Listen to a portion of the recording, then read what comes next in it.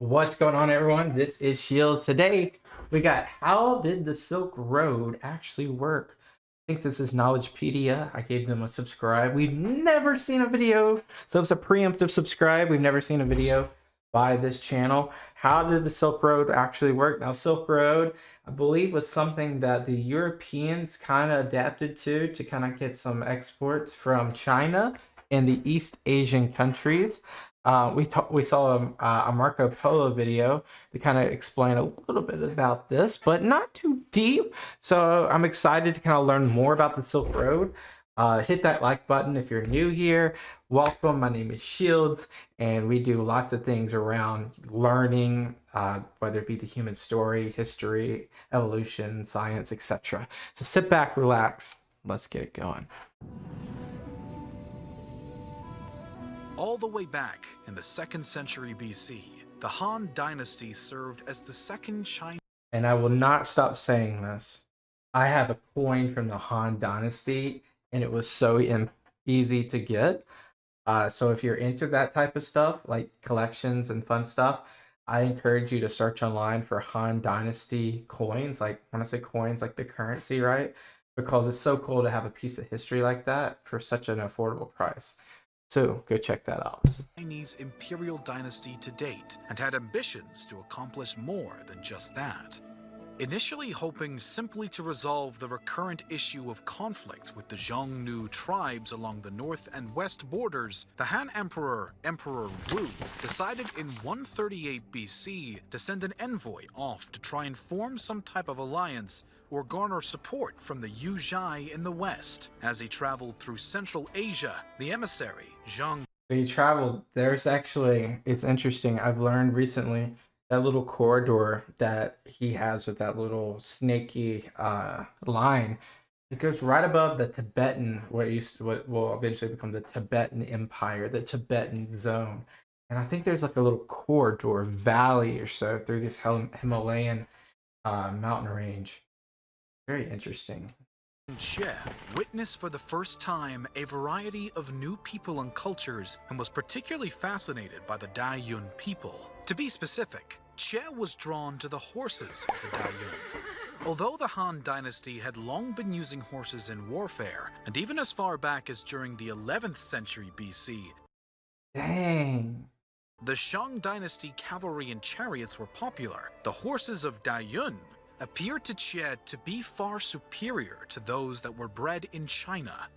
Oh, interesting. So maybe a different species of horse? Admiring their size, strength, and speed, Xie returned to Emperor Wu and informed him of these magnificent beasts.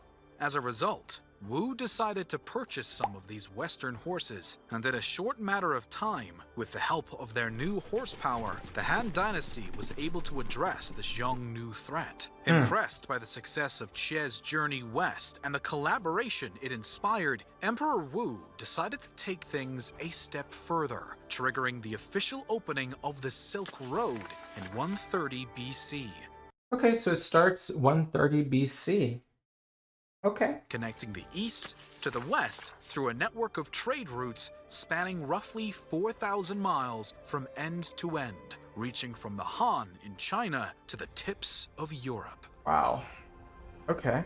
This was not the first such road, or more accurately, roads to create an international trade route though. In fact, it was the Persians under Darius I and the Persian Empire who had created the original.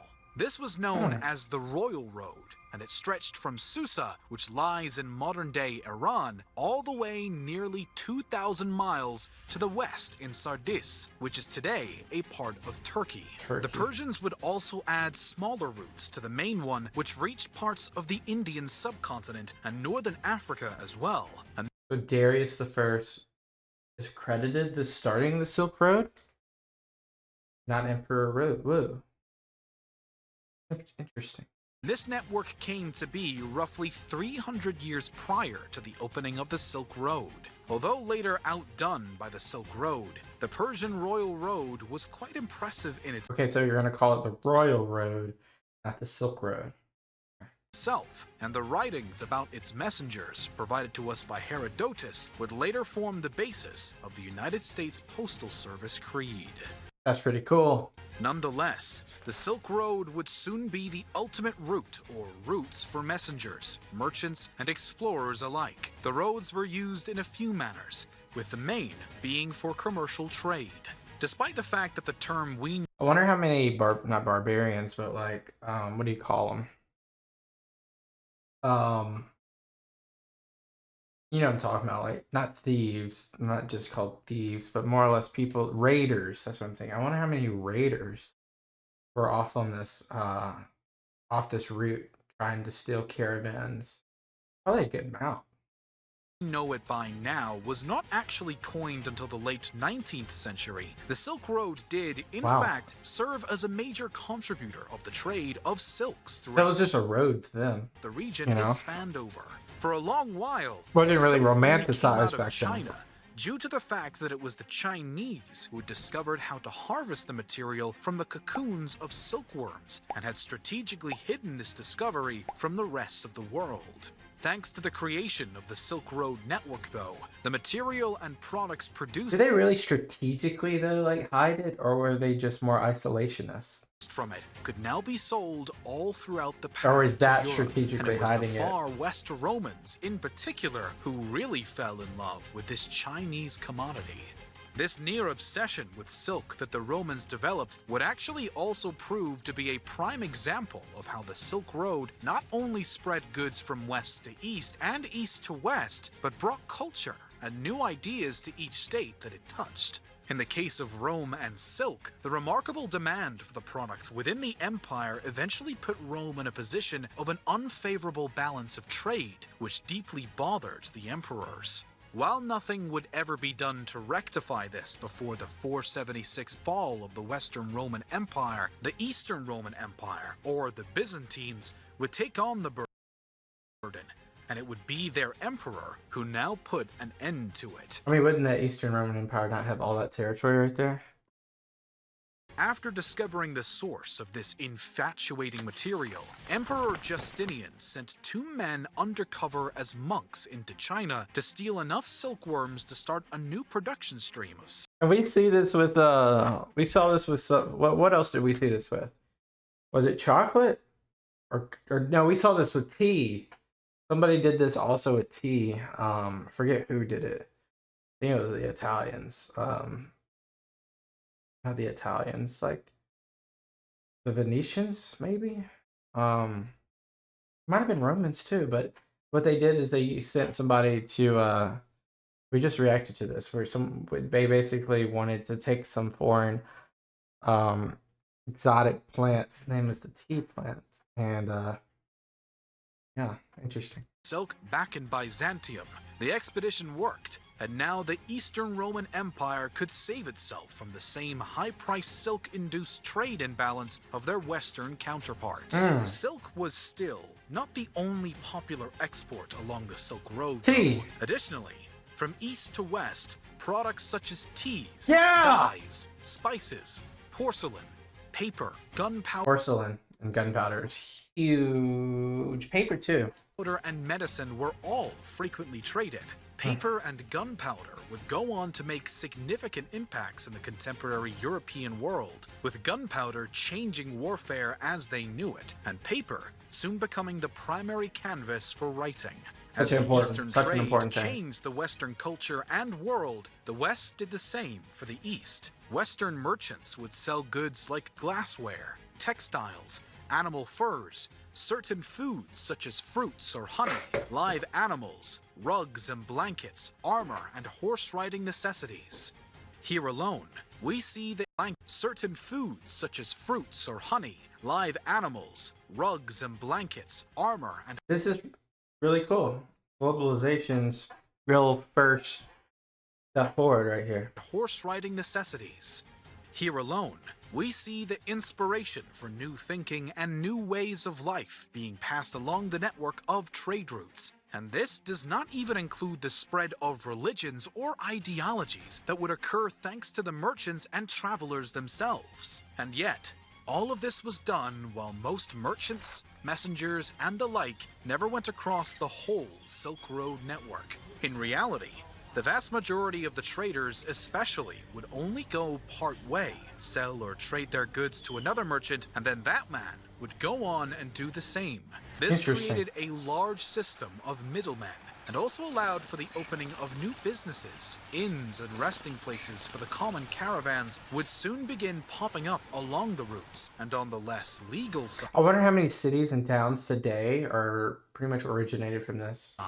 Robbers became frequently employed. That's what I was thinking. There was one man who would travel from one end to the other, though, and he would make the road famous through his writing about the journey. Is it Marco Polo?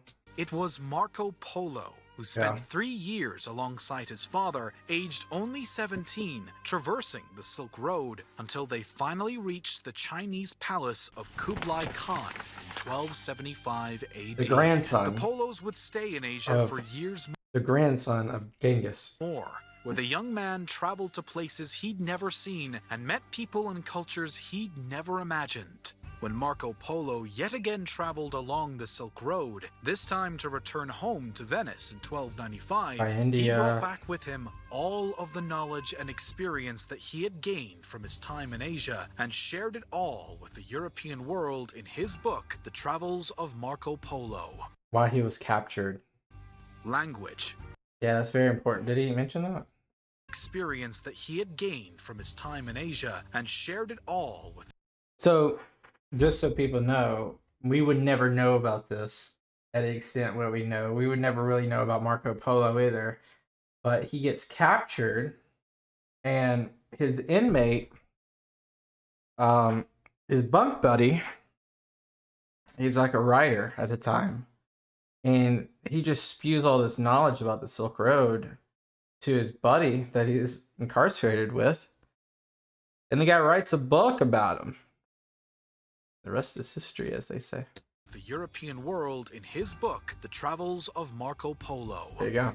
Language, culture, religion, discovery, and so on and so forth were all shared along the Silk Road, making the ancient trade network an invaluable part of history and our world today. Even disease spread along the routes, and many historians point to the Silk Road in particular as being the possible culprit for the spread of the devastating Black Death in the 14th century. Yet, the Silk Road only lasted for another 100 years. This is because after the Ottoman Empire conquered Byzantium, there's a blockade? The Ottomans all but entirely cut off any trade with the West and shut down the Silk Road.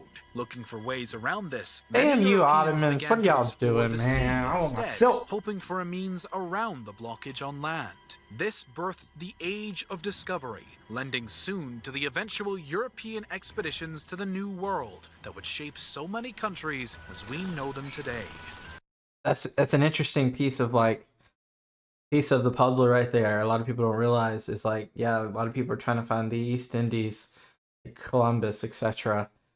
But the Ottomans created this blockade, roadblock to kind of insinuate a new possibility for the Westerners to look for. In many ways, it was the Silk Road itself that can be credited for these monumental moments in history. I mean, it's a butterfly effect. I don't know about credit. I think we give more credit to the Ottomans in this case. As it was the possibilities provided by the incredible trade network that would give Europeans a craving for further exploration and global trade, which would send them to the seas in response to the Ottoman intervention.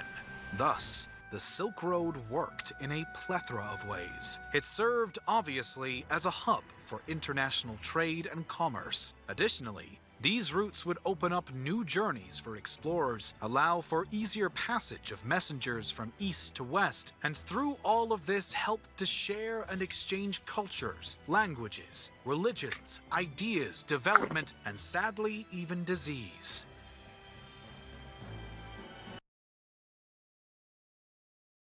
Appreciate it, Knowledgepedia. I think that's the channel name. You'll see it in the description.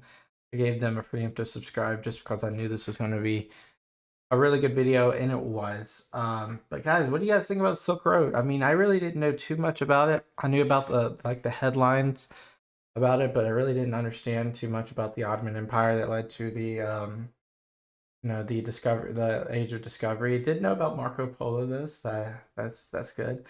But yeah, interesting. Darius the First had like the first royal road that kind of preempted the Emperor Wu and um the dynasty. So interesting stuff, guys.